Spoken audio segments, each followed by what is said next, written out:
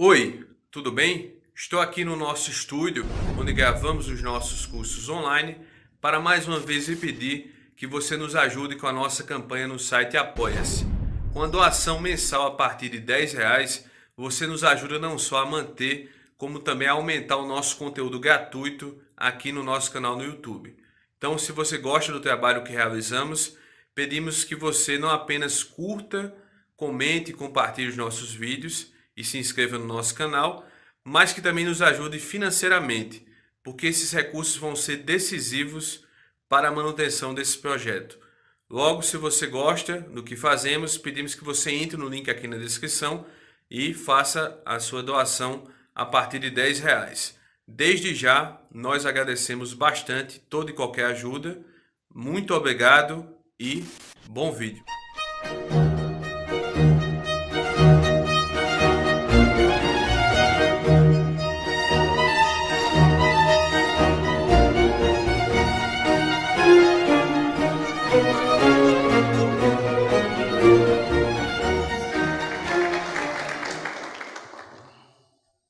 Boa noite.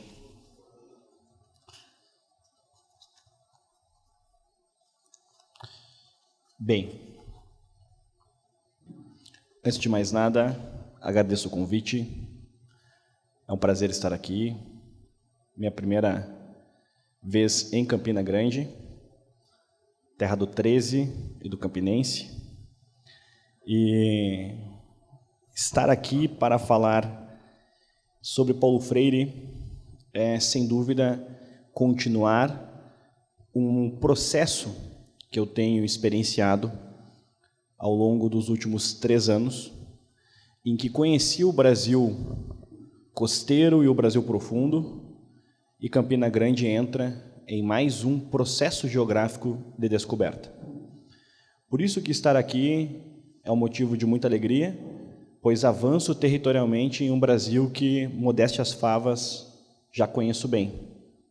E não me refiro apenas ao que envolve a história do Brasil propriamente dita, mas digo sob o ponto de vista empírico, de viagens, de presença humana e geográfica em diferentes lugares. Bem, se vocês já me conhecem, sabem de fato que evito ao máximo repetir algumas coisas que, em um certo sentido, eu já tenha comentado em torno de um tema chamado Paulo Freire e todas as suas derivações. Uma ou outra repetição é inescapável, tendo em vista que eu pretendo sempre alcançar um fim didático. Então, ainda que exista alguma repetição, evitarei ao máximo apresentá-las. Bem, para dar início a esta palestra, começarei por uma repetição que a entendo sempre um ideal ponto de partida. Quando eu tinha 10 anos, eu já dizia que queria ser professor de História do Brasil. Esta era uma certeza vocacional e, a partir dos meus 10 anos, eu só fui aperfeiçoando esta certeza. Quando eu tinha lá meus 13, 14, 15 anos, em um outro momento da vida, como muitos brasileiros, pensei em ser jogador de futebol. Felizmente ou infelizmente, eu não tinha qualquer talento para ser jogador de futebol em nível profissional. Era um peladeiro característico. Isto posto, em nenhum momento eu ignorei que a minha vocação era trabalhar com história do Brasil. Quando eu tinha 10 anos, no ano de 2000, descobri pela primeira vez, a partir da minha 4ª série, com a minha aula ministrada pela professora Eni, que havia um processo colonizatório no Brasil que, no mínimo, era meritório. Ali tive contato pela primeira vez com homens que até hoje me fascinam, vide, por exemplo, Pedro Álvares Cabral, Pero Vaz de Caminha e tantos outros. Desta maneira, no mesmo ano de 2000 e no mesmo mês de abril do ano de 2000, o Brasil estava completando os seus primeiros 500 anos. Caso vocês se recordem, houve uma série de comemorações Brasil afora e Porto Alegre fez parte, precisamente com o Museu de Artes do Rio Grande do Sul, de uma das celebrações. Esta celebração era a presença expositiva da Carta de Pero Vaz de Caminha. E quando eu tinha lá meus 10 anos, eu fui visitá-la. Inclusive, no mesmo ano, mas não no mesmo mês, eu visitei pela primeira vez o museu mais antigo do Rio Grande do Sul, que chama-se Museu Júlio de Castilhos, que faz memória ao Júlio de Castilhos, político importante para o segmento positivista do Brasil. Sem ele fica muito difícil, faço esse adendo, para entender o fenômeno político chamado Getúlio Vargas. Bem, conheci o Museu Júlio de Castilhos, que localiza-se na antiga casa de Júlio de Castilhos, e lá bati uma foto ao lado de uma cadeira exposta, quando eu já tinha os meus mesmos 10 anos, e partilho, inclusive, que anos depois eu bati, já adulto, uma foto naquela mesma cadeira, para poder ter a exata correspondência entre estes dois tempos, em que eu já tinha a certeza que eu queria ser professor de História do Brasil. Então, chegar em Paulo Freire nada mais foi do que um itinerário existencial. Tendo em vista que sempre entendi que eu havia decidido qual era a minha vocação, em algum momento, no início da minha trajetória acadêmica, ou mais do que isso, no início da minha trajetória intelectual, lançar algumas indagações sobre por que Paulo Freire é alçado ao nível em que ele está, no mínimo, era uma questão que me soa óbvia. Ou seja, em outras palavras, por que Paulo Freire, já nos anos de 2009, 10, 11 e 12, precisamente neste ele foi taxado, definido, simbolizado, sintetizado como nosso patrono, por que Paulo Freire tem tamanho respaldo intelectual?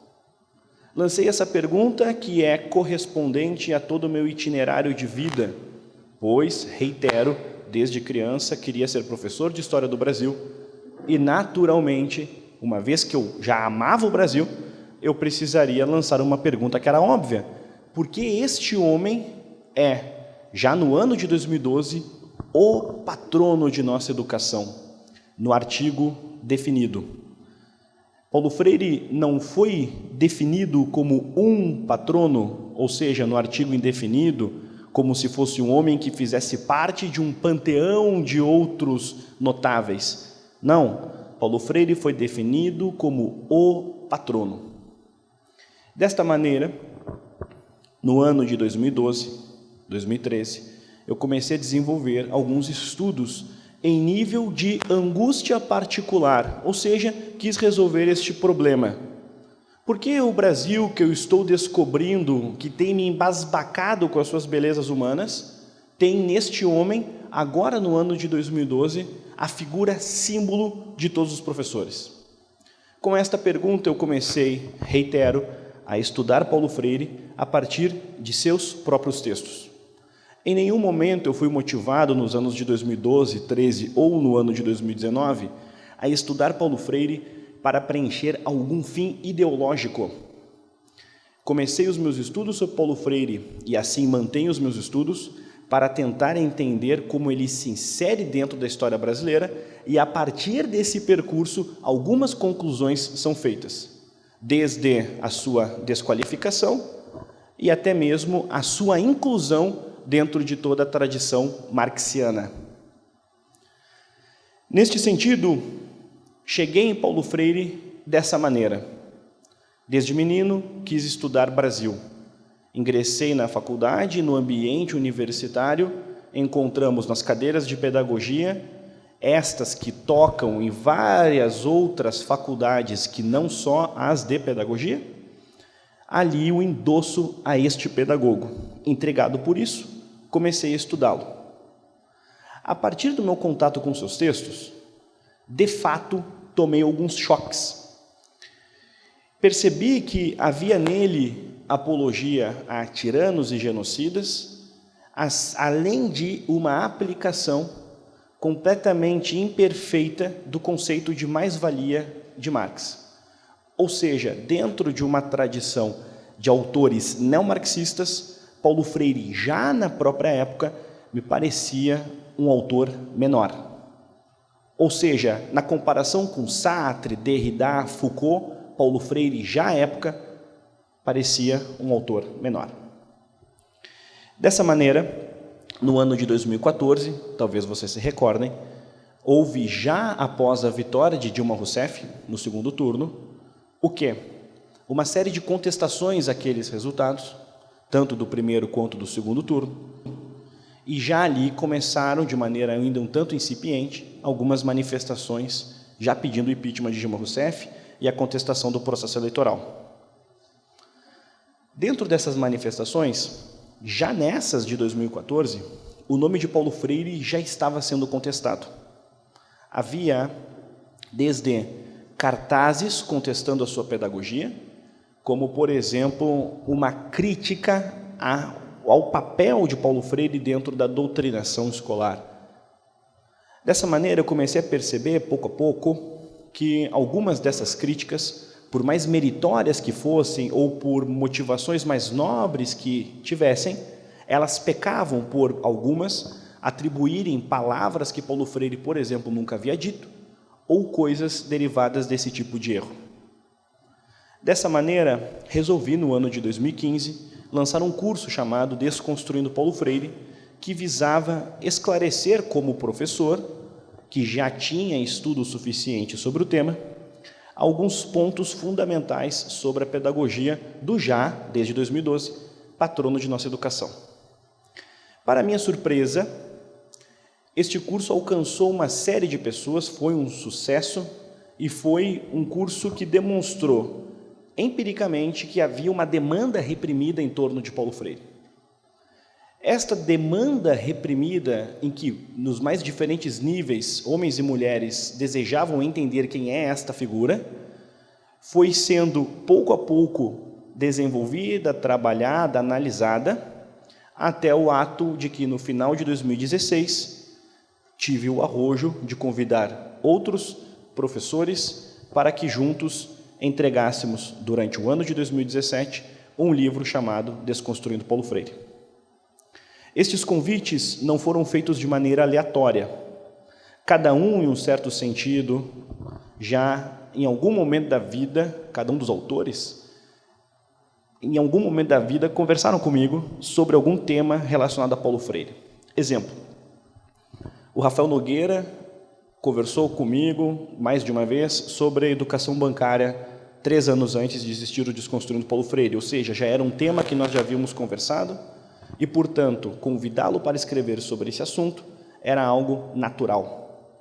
O professor Percival Pugina, quando me conheceu, eu ainda era de esquerda e nós conversávamos sobre a fundação do PT e já ali, portanto, eu tinha a certeza de seu conhecimento sobre o assunto e, portanto, analisar o papel de Paulo Freire e o Partido dos Trabalhadores era algo mais do que natural. Esta correspondência caberia também ao próprio Clístenes, que eu já o conheço já desde 2010 e que já havíamos conversado exatamente sobre o tema que compõe o Desconstruindo Paulo Freire. O Padre Kleber, a mesma coisa, ele analisa a relação de Paulo Freire com a teologia da libertação e era um assunto recorrente, tendo em vista que eu conheço o Padre Kleber desde o momento em que ele era diácono, acolhitei a sua ordenação, então nós temos uma relação que já tem algum tempo. Dentro dessa trajetória, anexei as impressões do professor Roque Calage, que, sendo ele um estudioso bastante dedicado de Vygotsky e Piaget, poderia analisar Paulo Freire dentro de sua escola, ou de seus pares, ou pelo menos de alguns intelectuais que ele tem alguma simetria. Assim foi estruturado o Desconstruindo Paulo Freire, com a minha organização, com a minha mediação, com algumas orientações importantes, mas a obra, portanto, ela tem uma estrutura como se os autores estivessem em um café conversando sobre aqueles temas. Mas, uma vez que Paulo Freire é o autor brasileiro mais celebrado dentro do espaço universitário, nada mais certo do que montar uma obra que buscasse alcançar um certo fim acadêmico, com uma ou outra quebra de linguagem, com um ou outro tom de ensaio, precisávamos, cada um dos autores, analisar Paulo Freire dentro de uma estrutura. Esta estrutura tinha que ter um toque acadêmico. Dessa maneira, o Desconstruindo Paulo Freire, portanto, é uma obra que tem uma camada, um objetivo técnico para dialogar com um público mais expandido, para mostrar, por exemplo, de uma maneira bem coloquial, que Paulo Freire não foi analisado por causa de sua barba ou por causa de anedotas particulares, mas que ele foi analisado enquanto pedagogo e intelectual que pretendeu ser. Após o lançamento desse livro, comecei, de verdade, a percorrer o Brasil para falar muito sobre Paulo Freire. Ao todo, já dei quase 4 voltas na Terra, se nós somássemos aqui as diferentes quilometragens que já andei. Como disse no início aqui desta exposição, conheci já o Brasil profundo, desde, por exemplo, o interior de Alagoas, interior mineiro, interior do Rio Grande do Sul, em áreas que eu particularmente ainda não conhecia, até mesmo cidades e capitais que, em algum momento da vida, eu sempre especulei conhecer e, graças, em um certo sentido, a Paulo Freire, acabei conhecendo. Desta maneira, percebi pouco a pouco que alguns temas, o Desconstruindo Paulo Freire, além de não ter tratado o que é, sob certo aspecto, algo normal, algo natural, em qualquer tipo de análise, você escolhe um objeto e o disseca, todavia, faltarão uma série de partes. Uma vida humana, faço esse adendo, ela é formada por um conjunto de somas. Paulo Freire foi analisado dentro de 6 conjuntos de somas, no Desconstruindo Paulo Freire, sendo estes 6 fundamentais para refutá-lo dentro de um ambiente ora biográfico, ora acadêmico. Mas faltavam partes que eu sentia que as pessoas queriam que o livro tivesse trabalhado. Exemplo, a pergunta que mais vezes escutei foi a de: professor, quem pode ser o patrono da educação no lugar de Paulo Freire? Tendo em vista que eu escutei esta pergunta em lugares como Teresina e Florianópolis, comecei a perceber que havia uma outra demanda e que, ao invés de anexar este capítulo no Desconstruindo Paulo Freire, eu deveria fazer o quê? Montar alguns ensaios em uma outra espécie de linguagem para alcançar este tipo de público. Mas para não deixar a obra meramente ensaística, especulativa, resolvi também analisar alguns temas que tocam na ordem do nosso dia, a partir, evidentemente, de uma visão historiográfica, aquela que eu posso fornecer, dentro de uma estrutura um pouco, digamos, mais leve. Resolvi, para esta exposição, que tem como principal objetivo apresentar o meu novo livro, apresentar cada um dos capítulos com seu respectivo título e com a sua explicação de sua existência. Mas o que é importante até aqui é o fato do que motivou a existência do Desconstruindo ainda mais Paulo Freire, certo? Ou seja, percebi pouco a pouco que havia uma demanda que ainda não tinha sido preenchida. Pensava eu, em nível particular, que havia chegado o momento em que eu poderia, digamos, me aposentar em torno de Paulo Freire, que eu já havia organizado o livro, já tinha palestrado o suficiente, tem materiais no YouTube de diferentes exposições, com diferentes recortes sobre o seu pensamento, tinha 2 cursos sobre ele, os 2 cursos disponibilizados na internet. Pensei que eu poderia voltar a estudar grego e fazer qualquer outra coisa da vida. Porém, tive que ter a sensibilidade de atender outras demandas, pois as perguntas se repetiam e dentro dessas repetições eu percebi que eu tinha que voltar a Paulo Freire e lançar mais alguma coisa. Dentro desse retorno, estruturei a obra, portanto, a partir de alguns diálogos. Escolhi como principal objeto para servir de reflexão ao livro o que toca no totalitarismo do Estado brasileiro e com todo o seu sistema burocrático e com toda a sua história, em que algumas ferramentas, como por exemplo o próprio Ministério da Educação, nasceram em um período ditatorial. Então escolhi como grande espectro da obra a figura do Estado brasileiro. A cada capítulo apresento-os sempre com alguma citação da obra 1984 de George Orwell. Faço esta reflexão, esta referência durante toda a obra. Já na saída do próprio livro, na sua abertura, deixo uma frase de Benito Mussolini, em que ele, não irei lê-la aqui, mas em que ele diz que a educação cabe ao Estado e não às famílias. Em suma, parafraseando, foi isso que está aqui. É isso que está aqui. Bem, o primeiro capítulo da obra é uma resenha crítica do escrito de Paulo Freire chamado Cartas a Cristina, reflexões sobre minha vida e minha praxis. Escolhi este livro, pois, diferentemente de Pedagogia do Oprimido ou Pedagogia da Autonomia, trata-se de um livro essencialmente autobiográfico. O objetivo deste livro é um objetivo de uma autobiografia de Paulo Freire. Ele, em conversas laudatórias com a sua sobrinha, fez com que, dentro dessas cartas, o seu itinerário pedagógico existencial fosse apresentado. Escolhi, portanto, apresentar uma resenha crítica, não uma resenha descritiva. Ou seja, em nenhum momento a minha maior preocupação foi descrever em minúcias a estrutura da própria obra, mas foi apresentar as minhas impressões enquanto leitor. O segundo capítulo chama-se O Suor de Anchieta Irrigou o Solo do Brasil, em que aqui, dentro dessa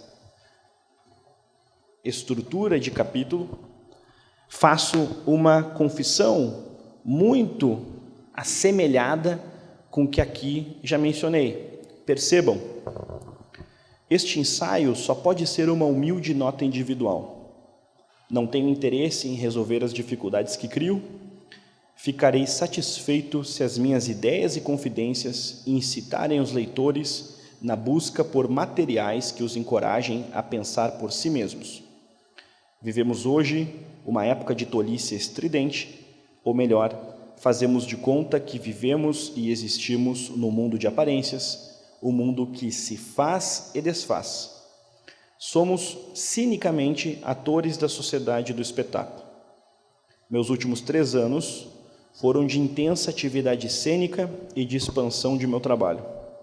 Ao longo dos últimos 1000 dias, em meio a debates e querelas historiográficas, em que discuti ideias sustentadas no terreno impessoal, experienciei momentos únicos em minha vida. Percorri quilômetros suficientes para dar 3 voltas e meias à Terra.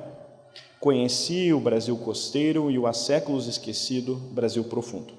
Por várias vezes fui eloquente em minhas explicações, mas preciso reconhecer que forneci a pergunta, como já comentado aqui: professor, afinal, quem pode ser o nosso patrono da educação? Uma resposta que perdeu a sua validade. Motivado por uma predisposição igualitária, que logicamente leva à demagogia, sempre respondi com a instrumentalização de uma verdade. Somos uma terra de inestimáveis belezas humanas. Dessa maneira, não poderemos ter um único patrono da educação. Assim, por mais assertiva que a minha resolução parecia ser, tratava-se de um ato intelectualmente falho. Ignorei que em toda a nossa história, apenas um homem reuniu em todos os citoplasmas o lírico, o político, o militar, a lenda, a santidade, a pedagogia e o amor por esta terra. Aí eu sigo com o capítulo. Bem, ele existe, e desculpem a citação longa, mas ele existe uma vez que eu cheguei a uma conclusão de algo que sempre entendi que era absurdamente desafiador. Uma vez que exerço o ofício de historiador, era muito difícil responder de uma maneira singularizada sobre quem poderia ser o patrono da educação brasileira. E mais do que isso, eu tinha e ainda tenho que ter a prudência de mostrar que, ao responder, segundo as minhas percepções historiográficas, que este patrono é Anchieta, que eu não estou tutelando necessariamente alguma mudança vide Estado. Pensem comigo. Se o Ministério da Educação quisesse hoje mudar o patrono da educação brasileira, e digamos que isso passe pela Câmara e seja aprovado, e amanhã o patrono é Anchieta, daqui a 4 anos, dada a formação do Estado brasileiro e com toda a sua estrutura política, você poderá ter uma contestação em cima de Anchieta e o retorno de Paulo Freire. Ou seja, existe uma transitoriedade, e dentro dessa transitoriedade, eu sempre disse que mudar o patrono de uma maneira arbitrária, via caneta, quer dizer muito pouco. pode ser algo estritamente efêmero. Triste é, na verdade, o país que não reflete sobre o fato que o seu atual patrono endossou genocidas. Se o Brasil fosse um país razoável, Paulo Freire não seria patrono de nossa educação, por esta obviedade. Temos um patrono que endossou genocídios. Se fôssemos um país normal, isso já seria motivo mais do que suficiente para que ele não fosse respaldado. Porém, não é motivo suficiente. Dessa forma, existe o Desconstruindo Paulo Freire. Para sair desses lugares de críticas importantes, mas óbvias, para entrar dentro da estrutura pedagógica de Paulo Freire. E dentro desse esforço labiríntico, fiz uma comparação entre Paulo Freire e Anchieta ao longo de todo este capítulo. E dentro dessa comparação, fui audacioso sob o ponto de vista historiográfico, mas no meu caso, no meu entendimento, eu apenas escolhi o óbvio a partir do ato em que, para o Thomas, Anchieta deveria ser o patrono de nossa educação. E não o escolhi por alguma obviedade ou pela fé que professo, o escolhi por uma série de fatos que ao longo do capítulo eu descrevo. Dentro, portanto, dessa descrição, não há, sob hipótese alguma pregação, muito pelo contrário. Há uma comparação histórica entre duas figuras que exerceram o mesmo ato, ou seja, foram pedagogos.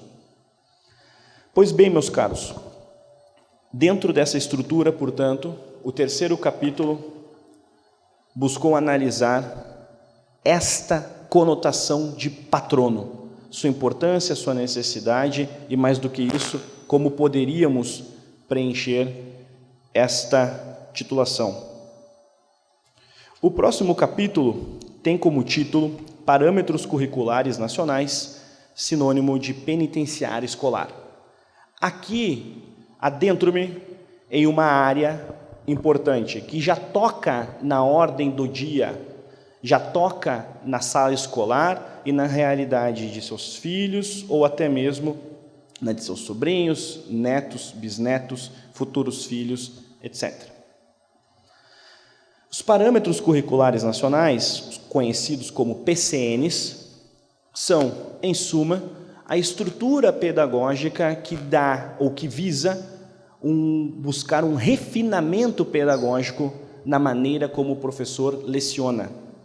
Ou seja, uma vez que eu ministro aula de história dentro do espaço escolar, a partir dos PCNs, eu terei como, dentro de minha disciplina, exercer alguma extensão sobre ética e outros temas. Ou seja, é a ética segundo o próprio Estado. Ou ainda, meus caros, a análise em torno dos PCNs demonstra que Paulo Freire é aplicado em nosso cotidiano. Muitas vezes, talvez vocês já tenham escutado isso, eu já escutei várias vezes, que é o fato de que Paulo Freire não é aplicado, que seu pensamento nunca foi colocado em prática. Porém, quando nós analisamos os PCNs, nós vamos encontrar que na bibliografia desses trabalhos, vários livros, textos e artigos que Paulo Freire orientou, por exemplo, lá estão. Dessa maneira, encontrar nos PCNs a presença direta e indireta de Paulo Freire é uma demonstração que, além do aleijamento pedagógico que os PCNs promovem, nós encontraremos lá a presença contemporânea de Paulo Freire. Exemplo, na aba em que os PCNs buscam a orientação sexual dentro do espaço escolar, nós encontraremos os trabalhos orientados por Paulo Freire, que ao longo do livro eu examino no capítulo Gênero e Paulo Freire. Ou seja, na década de 80, este tema que para muitos parece contemporâneo, Paulo Freire já o analisava, ou seja, a educação de gênero, a diferença, segundo estes intérpretes e esses endossadores, entre aspas, que existe entre corpo e organismo. Bem, o próximo capítulo é exatamente o mencionado Gênero e Paulo Freire. Aqui, como mencionei, apresento uma pesquisa de trabalhos que Paulo Freire, em algum momento de seu exercício pedagógico ou de secretário político, que ele atuou. Vejam, talvez um dos fenômenos que tenha popularizado em nível nacional a figura de Bolsonaro tenha sido justamente toda a polêmica no chamado kit gay.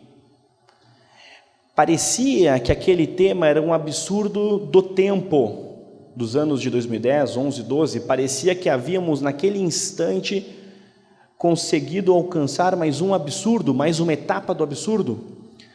Todavia, essa impressão um pouco abstrata sobre a etapa do absurdo, ela já era pregada por Paulo Freire e seus alunos mais célebres, já nos finais de décadas de 70 e 80. E precisamente no final de década de 80, nós vamos encontrar um trabalho importante para os freirianos, que começa a ser pensado quando Paulo Freire atuou na Secretaria de Educação da Prefeitura de São Paulo, na Prefeitura de Luiz Erundina, que chama-se Sexo se Aprende na Escola.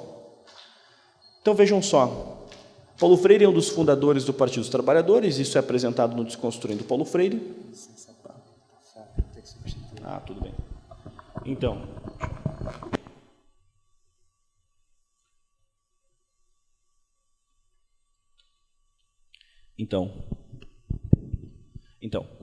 como apresentado no Desconstruindo Paulo Freire, o nosso patrono, nosso ainda patrono da educação, é um dos fundadores do Partido dos Trabalhadores.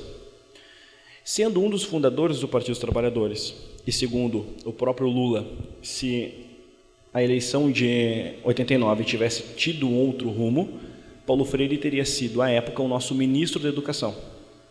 Sendo Paulo Freire, portanto, um dos fundadores do PT, ele, na vitória de Erundina para a Prefeitura de São Paulo, ele acessa a cadeira de secretário da Educação.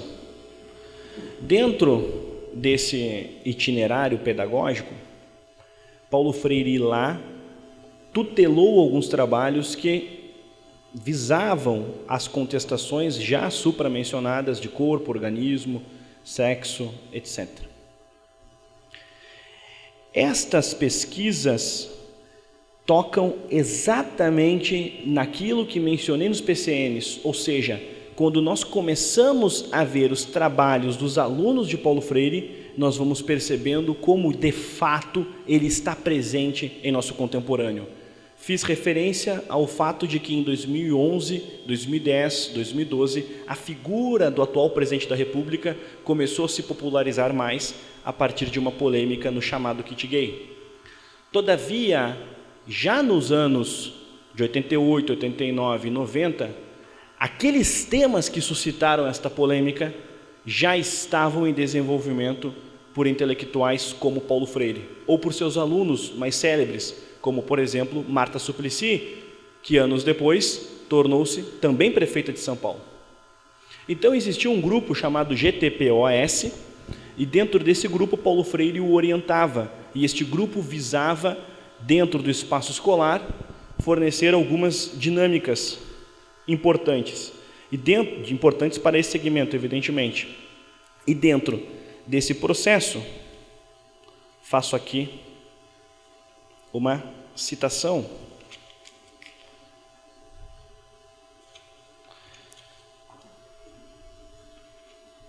Aqui.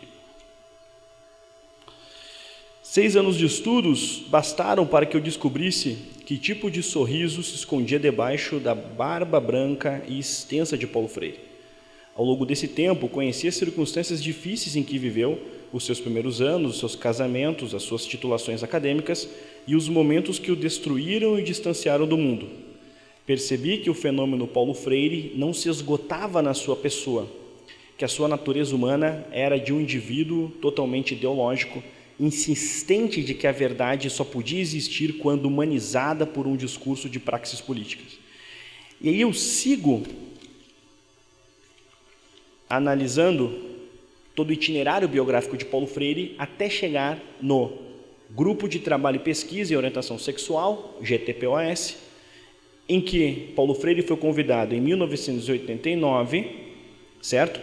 Junto com outros membros da Secretaria Municipal de Educação da cidade de São Paulo, para implementar o projeto que o livro desenvolve, o projeto de orientação sexual para adolescentes nas escolas da rede. O papel do GTPOS englobava desde um auxílio às contestações aos tipos de comportamentos diferenciados para homens e mulheres e o fornecimento de dinâmicas pedagógicas como aspas, após o exercício, dialogar sobre a questão: usar camisinha é chupar bala com papel? Fecha aspas. Ou seja, percebam, para existir um fenômeno 20 anos depois chamado kit gay, você já tem a presença do nosso atual patrono de educação dentro de uma conversa que parece contemporânea, mas que já atravessa quase 4 décadas, certo? Então, meus caros, o empreendimento em torno de meus estudos sobre Paulo Freire é exatamente este. É uma imersão, inclusive nos escritos de seus alunos mais celebrados, para encontrar em que contexto Paulo Freire está em nossos dias. Então nós tivemos dentro deste trabalho a presença não autoral de Paulo Freire, mas de tutela e de referência àquilo que está sendo manifestado. Então, quando vocês escutarem que Paulo Freire não é aplicado em nossos dias, cabe a ressalva de que, na verdade, ele está, e mais do que isso, seus pensamentos e os seus endossos, eles estão aí pautando muitas vezes o nosso cotidiano. Então, depois do capítulo em que eu analiso a relação de Paulo Freire com a ideologia de gênero, vem um capítulo chamado A Vaca Acadêmica. Como disse, o objetivo da obra é a de conversar de uma maneira mais ensaística sobre temas que tocam na estrutura de Paulo Freire, na sua estrutura pedagógica e biográfica. Talvez vocês já tenham escutado que Paulo Freire é o autor brasileiro mais premiado no mundo, mais citado, etc. Bem, segundo Nelson Rodrigues, nosso grande Nelson Rodrigues, também nordestino, Nelson Rodrigues dizia que o brasileiro buscaria o prêmio Nobel a nado, uma vez que o brasileiro gosta da pompa, do diploma, e dentro desse gosto, muitas vezes Paulo Freire é endossado como a nossa vaca acadêmica mais celebrada, por meros títulos e expressões que sequer analisadas de fato são. Vejam só, um dado biográfico em torno de Paulo Freire. Ele trabalhou para o Conselho Mundial de Igrejas. E dentro desse trabalho para o Conselho Mundial de Igrejas, ele teve a oportunidade de fazer mais de 100 viagens internacionais. Essas viagens com os seus livros já traduzidos, com o seu trabalho expandido, com as impressões pagas, etc. Vejam, um dos fatos que talvez explique o porquê Paulo Freire é tão citado no mundo é justamente este, de uma grande instituição tutelá-lo. Sustentaram as suas viagens por mais de 100 vezes, em que ele percorreu diferentes lugares e dentro desse tipo de espaço suas obras estavam traduzidas e mais do que isso havia todo um respaldo ao que ele ia empreender. Percebam que até Paulo Freire chegar nas nomeações que recebeu, por exemplo, da Unesco, você tem um itinerário de antessalas que fomentaram todo o símbolo e, mais do que isso, que previamente validaram o trabalho intelectual de Paulo Freire. Ou seja, você tem uma instituição que já entrega o material traduzido. Você não vê, por exemplo, um intelectual de uma universidade específica que descobre Paulo Freire e assim o apresenta. É um processo feito de uma outra maneira, de uma maneira vertical, certo? Dentro, portanto, dessa conjuntura, analiso a vaca acadêmica Paulo Freire. O próximo capítulo chama-se Manada, Besana, Armento, Singel, Horda, Julgada, Julgo Junta. São coletivos de bovinos, essencialmente, em que eu analiso como os freirianos se comportaram e se comportam dentro do Desconstruindo Paulo Freire e de todo o meu trabalho. Então eu apresento isso, em que encontrei e encontro sucessivas vezes o mesmo comportamento do não li e não gostei. Há inclusive um autor que lançou há pouco tempo uma obra para interpretar Paulo Freire, em que ele pela primeira vez cita o Desconstruindo Paulo Freire e cita a minha pessoa, e ele buscou, ao invés de refutar o Desconstruindo Paulo Freire, apresentar ali, sem quaisquer bases, de que a minha crítica a Paulo Freire ela se fundamenta porque eu tenho preconceito com o Nordeste. Quem me conhece com um pouco mais de intimidade sabe que essa informação não procede.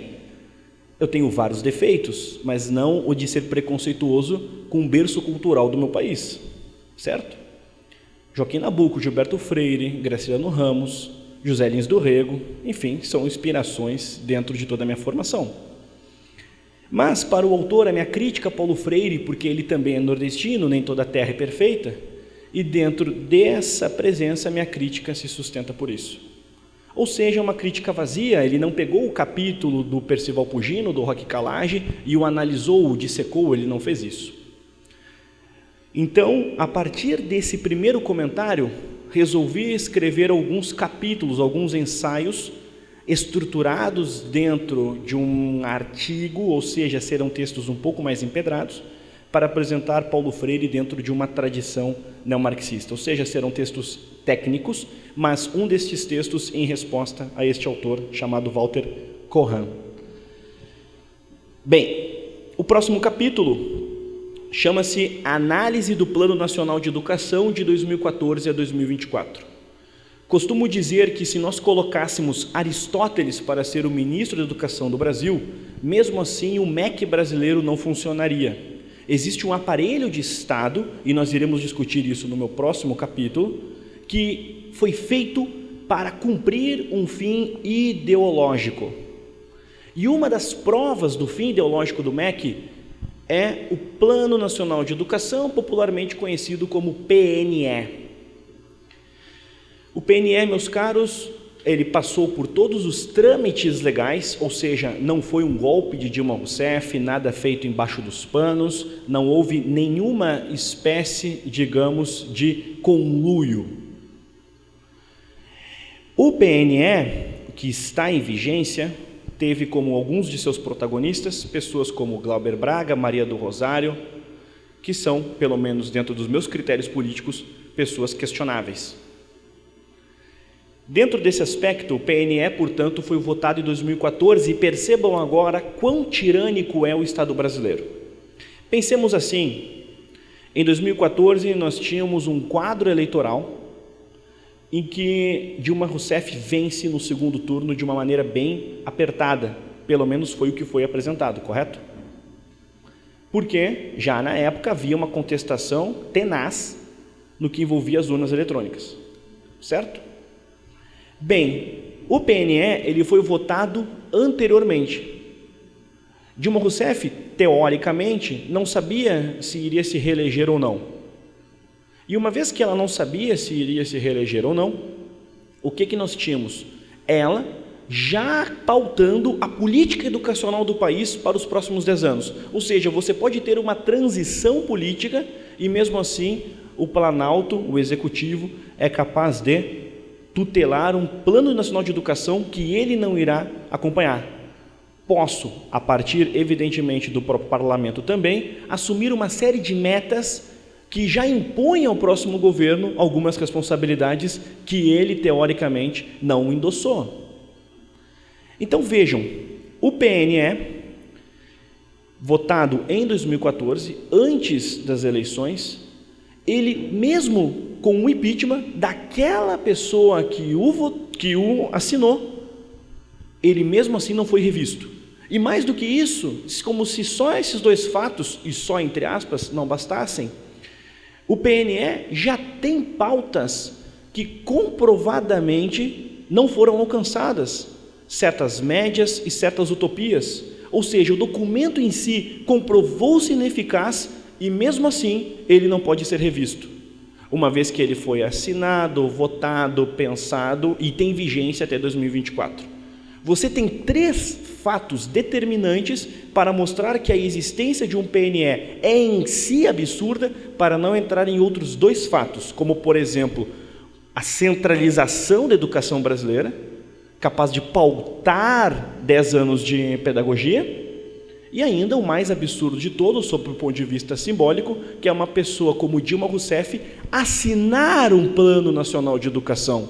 Uma pessoa consagradamente inapta, com saudações à mandioca, assinando um plano nacional de educação.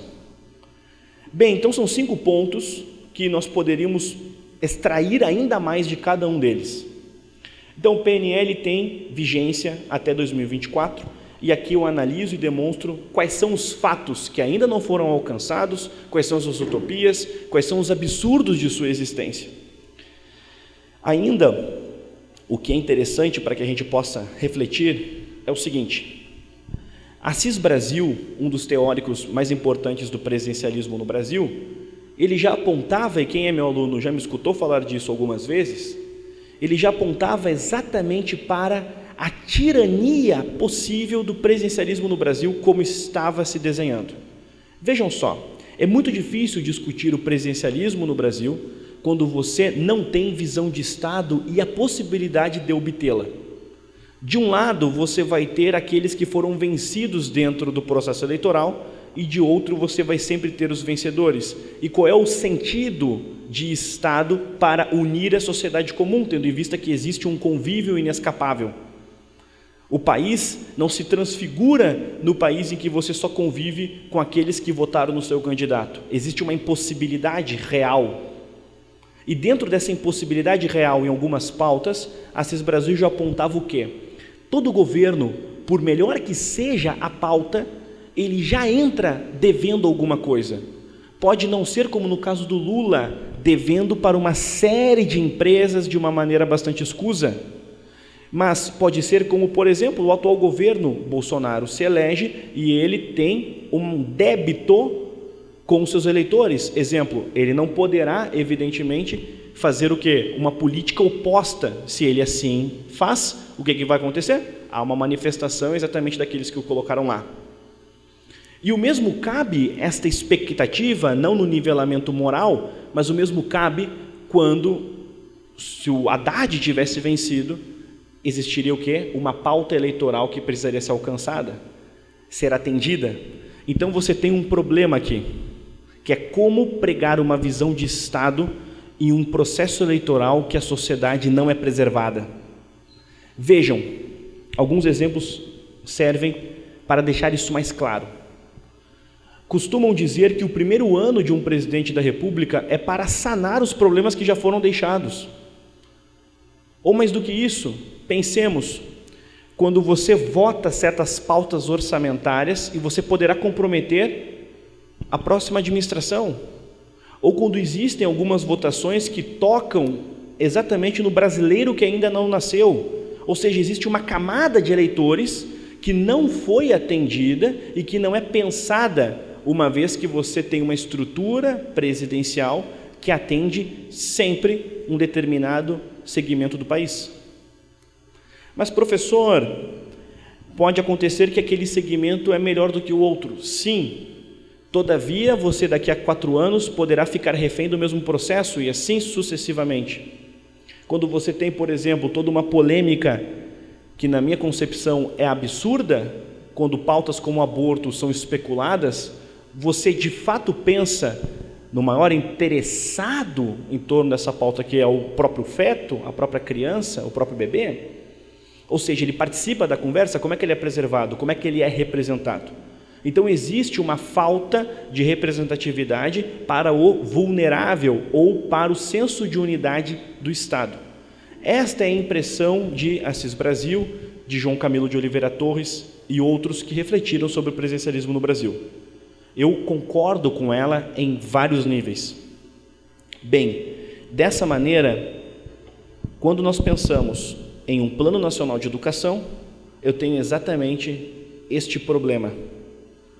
Você vota e pauta a educação em 10 anos, e como é que fica, de fato, aquele aluno que irá ingressar na escola ao longo de todo esse tempo?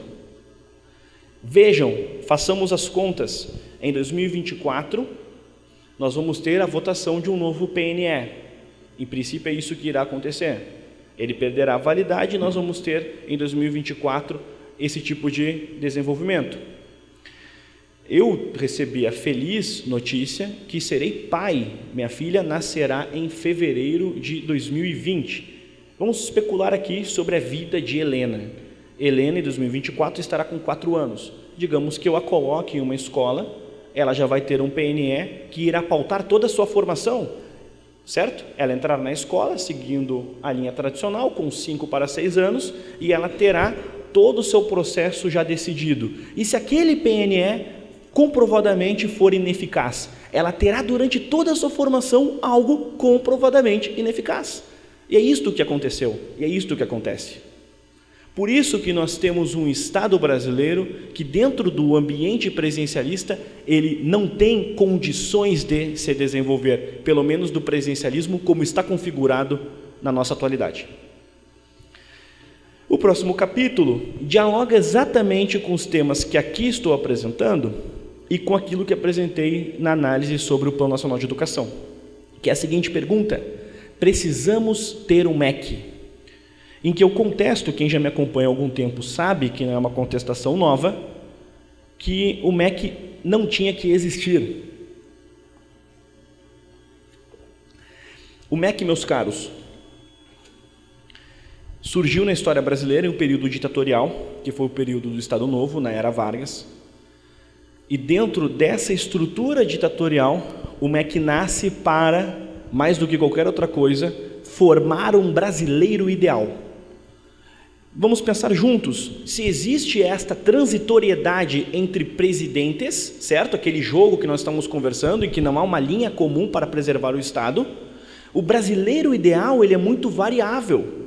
O brasileiro ideal da Dilma Rousseff é diferente do brasileiro ideal do Bolsonaro. E você fica dentro dessa transitoriedade tendo o mesmo elemento ideológico. Ou seja, se você apenas mudar a roupagem ideológica, em algum momento a ideologia que for propagada, ela não lhe deixará satisfeito. Certo? O MEC em si nasceu para preencher um fim ideológico de formar o brasileiro ideal segundo as perspectivas da era Vargas. A partir do momento em que ele se consolidou dessa maneira, o MEC comprova-se diariamente uma ferramenta que não consegue, por melhor que seja o ministro, atender às demandas das mais variadas. Exemplo, pensemos sob o ponto de vista fiscal. Uma vez que existe uma centralização em Brasília, até aquele recurso chegar, por exemplo, em uma escola do interior da Paraíba e de uma escola no interior do Rio Grande do Sul, por quantas mãos aquela verba passou? Certo? Ou vamos mais do que isso, quantas escolas do Brasil profundo e do Brasil costeiro, das grandes cidades e também das pequenas cidades, não possuem sequer papel higiênico? Ou seja, no dia a dia há um problema em torno de recursos, mas não é o maior dos problemas, não é. O maior dos problemas é o fato de uma ineficácia comprovada diariamente que aleija algumas vidas e, infelizmente, em alguns casos, quase que de uma maneira definitiva. E vejam, por aleijamento nós estamos falando exatamente deste fim ideológico. Ainda poderíamos citar mais. Exemplo, quando nós pensamos nas demandas que os professores precisam alcançar, alguns, com muita boa vontade, não conseguem atender sequer o conteúdo. Pensemos não no professor tratado como doutrinador, pensemos naquele professor que entra em sala de aula, tem em torno de 40 alunos, leva 10 minutos para conseguir um silêncio para fazer a chamada, faz a chamada, aí sobra para ele em torno de meia hora para ele ensinar a Revolução Francesa. Existe uma ineficácia dentro da estrutura escolar em que as escolas estão aparelhadas para cumprir determinados fins que são verificados a partir de ferramentas comuns, como por exemplo o Enem.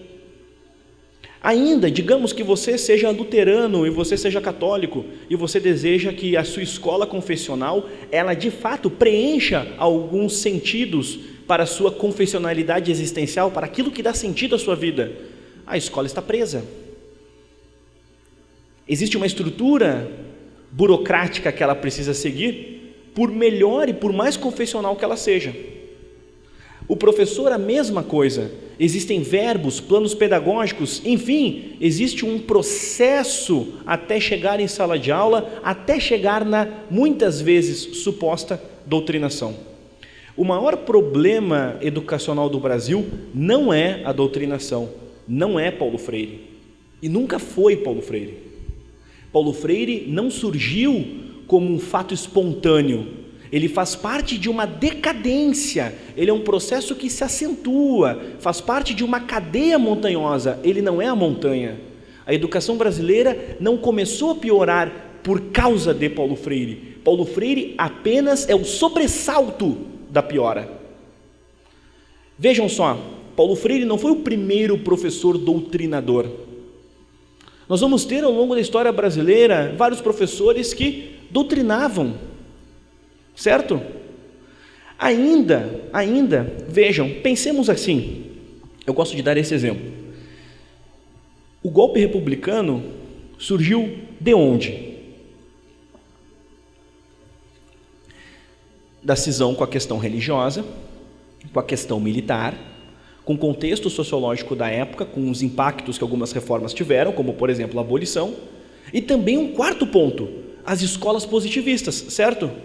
Escolas positivistas. Paulo Freire estava lá doutrinando alguém? Não estava.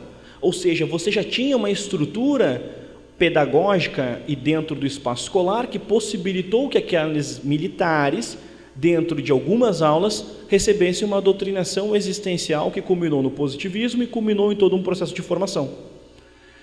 Eu gosto de dar esse exemplo, em nenhum caso comparando biograficamente Paulo Freire e Benjamin Constant, mas no sentido da doutrina, ambos tinham uma visão em que o aluno serve como instrumento para obter algum resultado, certo? Os resultados são em si diferentes, mas o aluno ele é encarado como objeto para alcançar um fim. Por exemplo, eu digo isso para os meus alunos, que eu apenas quero, como Chet Baker, tocar jazz. Se o meu aluno quiser escutar aquilo que eu estou dizendo ou não, eu vou só tocar o meu jazz. Mas para um professor como Paulo Freire, para um professor como Benjamin Constant, não importava só tocar o jazz, importava de fato ensinar aquele aluno a tocar exatamente as mesmas notas para obter algum resultado que estes professores entendiam. Então o Plano Nacional de Educação e o MEC preenchem um fim desde seus princípios, que é um fim ideológico. O MEC surge um processo de ditadura, durante todo o período militar, esta função ideológica do MEC, ela ficará ainda mais saliente. Se vocês assistiram o documentário 1964 da Brasil Paralelo, vocês vão perceber que há um determinado momento do documentário em que eu elenco várias presenças contemporâneas de aparelhos de Estado que os militares deixaram. Dentro dessa estrutura, portanto, meus caros, o MEC nasce para preencher um fim ideológico e se estrutura cada vez mais, ele fica maior no período militar, e em tal nível que hoje nós temos Paulo Freire como nosso patrono da educação. Vejam, meus caros, existe uma estátua tombada de Paulo Freire, certo? Ela está lá no MEC. Você tem uma ferramenta de Estado em que você tem uma estátua para Paulo Freire e que você não pode sequer, a partir do momento em que ele era alguém que defendia genocidas, contestar aquilo ali. Porque vejam, o Brasil tem de fato uma demanda para preservar o patrimônio.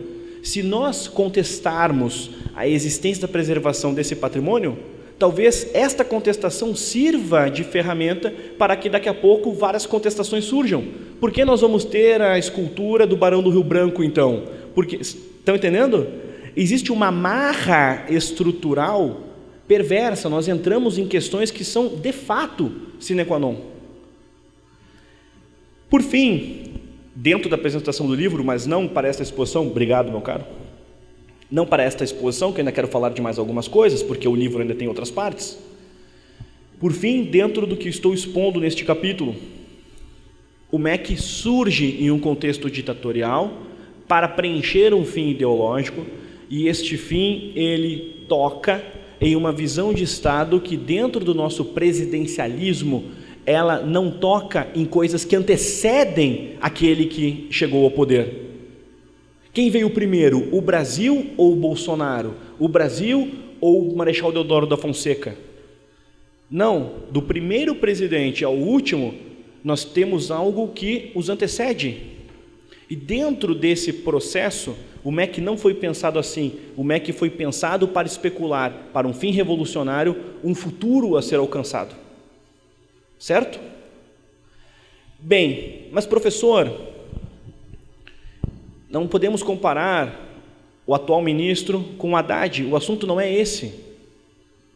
O assunto é que existe uma burocracia, existe um tentáculo, existe algo que, sob o ponto de vista fiscal e sob o ponto de vista pedagógico, comprova-se ineficaz. Se fosse eficaz, esta palestra estaria vazia e este livro não existiria. Ponto. Vejam, o Desconstruindo Paulo Freire é um best-seller, e o Desconstruindo ainda mais Paulo Freire caminha para isso. Ou seja, são provas de que existe uma conversa necessária e que só é necessária pela ineficácia do MEC, pela ineficácia de professores e por todos os vícios que carregamos ao longo de nossa formação. Vejam, meus caros, eu sou muito grato pelo carinho que recebo, uma vez que tenho uma atividade que é pública, como escritor, como professor. Mas a maior parte do carinho que eu recebo, ele só existe porque o Brasil é um país doente. Não é porque eu inventei a roda historiográfica, é porque o Brasil é um país doente. Vejam, em vários momentos já fui abordado de uma maneira emocionada por pessoas que se sentiram profundamente tocadas pelas coisas que eu disse sobre o Joaquim Nabuco na escada do Maçangana. Bem, eu não disse nada que não esteja na obra autobiográfica de Joaquim Nabuco, em um capítulo chamado Maçangana. Vejam, eu não inventei a roda, eu apenas li o personagem histórico e, a partir dessa leitura, apresentei o que? Se é para falar de Joaquim Nabuco, utilizarei uma fonte comum, a sua autobiografia, e foi o que eu fiz. Eu não tive que vasculhar um arquivo super secreto para conseguir achar a fonte sagrada do Maçangana. Eu só falei um ponto que deveria ser óbvio.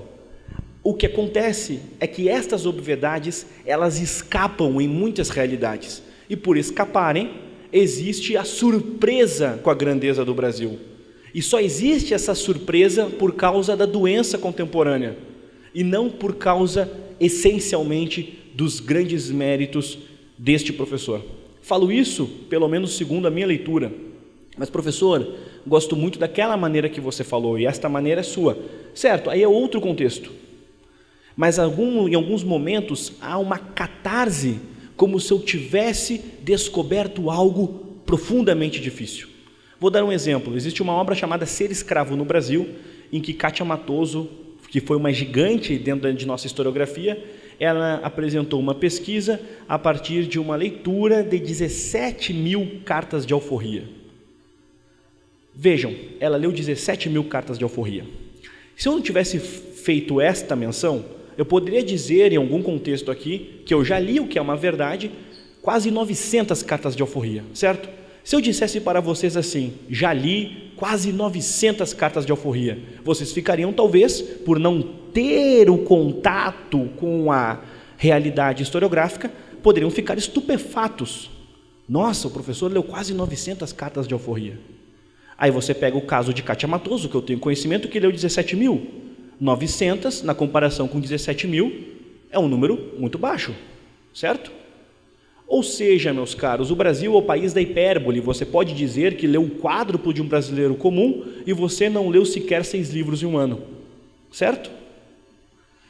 Neste sentido, se somos o país da hipérbole, eu preciso deixar sempre esta ressalva, que boa parte do endosso que o meu trabalho tem, só existe, de fato, porque o país é um país doente. E isto eu coloquei no Desconstruindo Paulo Freire, em que eu digo lá, se o Brasil fosse um país saudável, eu vou me parafrasear, jamais veríamos um jovem amante da disciplina de Heródoto refutar um patrono da educação de seu país. Isso não existe, não existiria, não seria possível.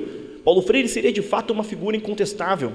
Pensem vocês, imaginem um jovem de 26 anos refutando Anchieta, se Anchieta fosse nosso patrono, certo? Pareceria o quê? Uma excrescência intelectual. Mas não era o caso. Ponto. Portanto, questionar o MEC não é questionar as pessoas que atuam ou atuaram nele, é questionar um aparelho que já serviu para que muitas das pessoas que atuaram nele e que talvez ainda atuem, utilizem este aparelho estatal para preencher um fim ideológico puro e simples. E é isso que acontece no livro.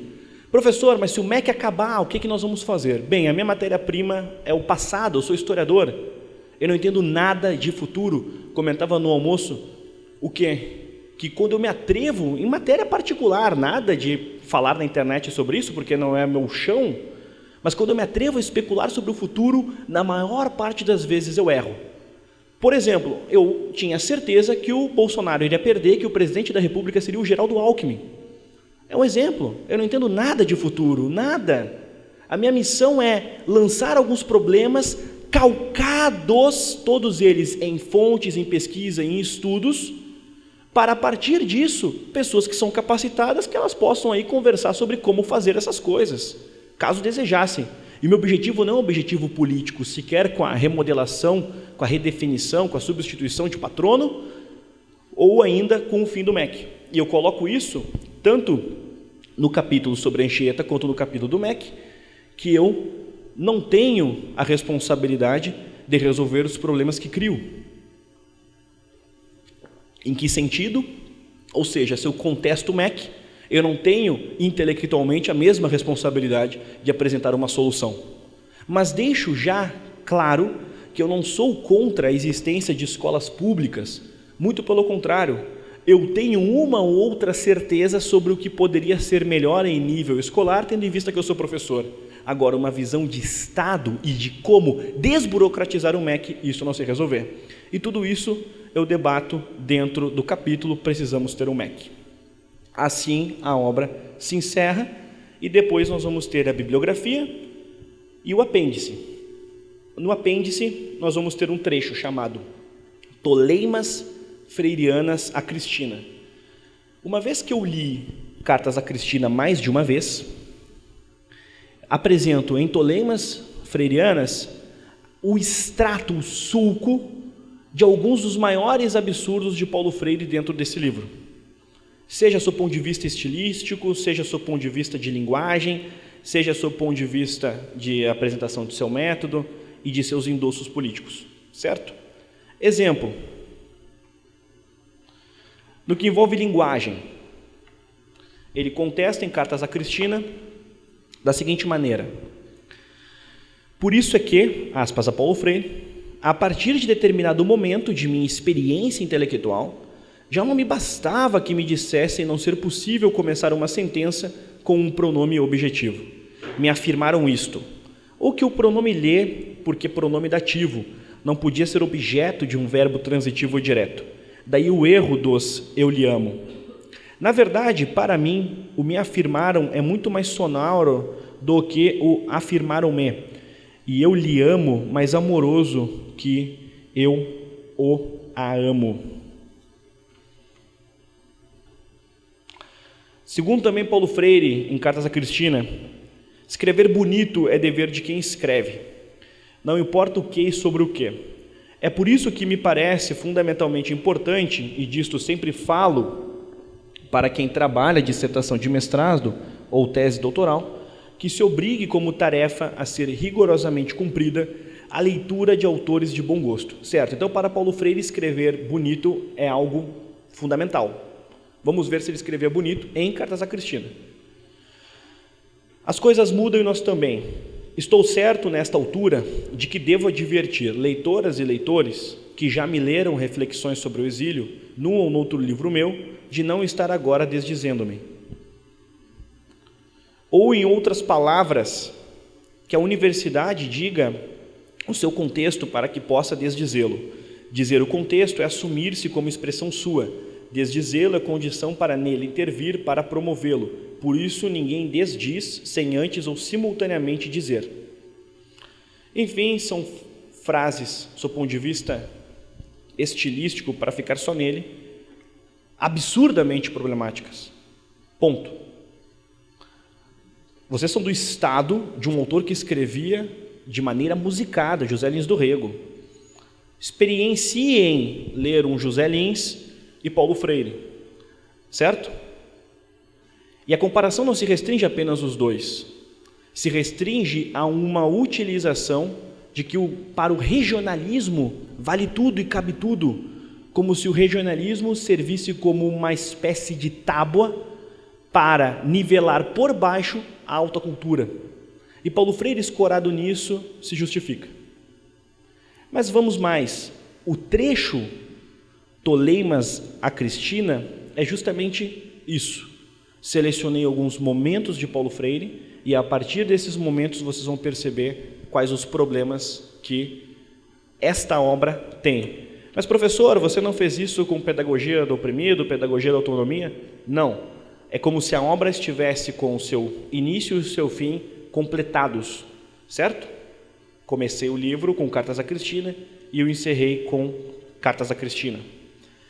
Depois, só para completar, anexei na obra alguns artigos que escrevi para jornais, periódicos, revistas e algumas resenhas que o Desconstruindo Paulo Freire recebeu. Uma delas, inclusive, de um professor que já esteve aqui em Campina Grande, que é o Francisco Scorsin. Certo? Em resumo, esta é a estrutura do livro. Ele foi pensado dessa maneira.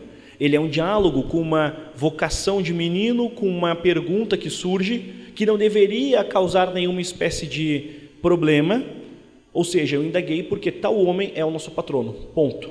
O que é algo normal, você começa a estudar a história do Brasil ou qualquer objeto, você precisa perguntar, se você está estudando de verdade, por que tal sujeito tem tal patamar, certo?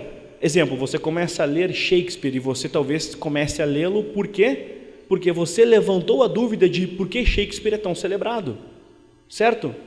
Em algum momento nós acessamos, intelectualmente falando, os autores celebrados. Então chegar em Paulo Freire e emitir algumas conclusões foi um processo natural de estudo, certo?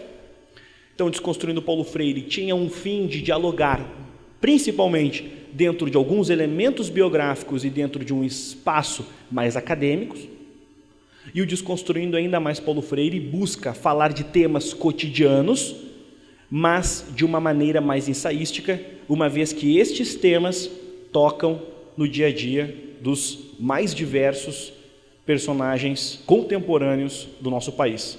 É isso, meus caros, muito obrigado. Nós vamos ter agora um momento para perguntas, estou aqui à disposição. Obrigado.